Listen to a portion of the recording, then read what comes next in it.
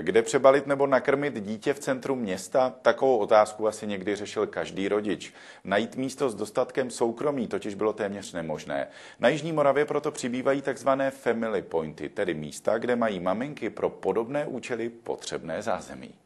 Paní Sipěnová má 2 děti a brněnský Family Point na Josefské ulici navštěvuje už od jeho otevření a nemůže si tuto službu vinachválit. Když jde třeba na pochůzky po úřadech, už jí netrápí, že nemá dcerku ve městě, kde přebalit. V kočárku v zimě, tak to určitě není dobře, že? A je hodně dobrá věc, že tahle organizace tady funguje, obzvlášť takhle v centru vlastně, kde je žádná jiná možnost, kam s miminkem jít.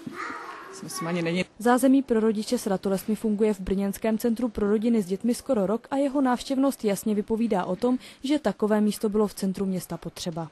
Už je to přes 5 000 návštěvníků bez dětí jako dospělých za tento rok a 450 dotazů v naší poradně. Je tady možnost tady si dát něco k jídlu, dětem svačinku nebo na internet, je to fajn. Jsem ráda, že konečně se něco takového tady vytvořilo, protože fakt pro ty maminky, když potřebují nakrmit, přebalit to miminko ve městě, tak jednak teda mají kde. Používám to i, že malýho můžu tady nakrmit, je tady mikrovlnka. Family Pointy už ale nejsou jen brněnskou doménou. Díky krajským dotacím mají místnost s přebalovacím pultem, hračkami nebo mikrovlnkou na ohřátí jídla od března třeba i na radnici ve Slavkově u Brna nebo Bučovicích. Nevždy je příjemné jak pro dítě, tak pro tu maminku přebalovat děti třeba na stole a krmit někde ústraní na židli. Já myslím, že toto prostředí už je takový příjemnější, veselé. Podobná centra ulehčí rodičům práci zatím na 9 místech v kraji, dalších 18 Family Pointů mohou využít v samotné jihomoravské metropoli. Zuzana Plíšková, RTA Jižní Morava.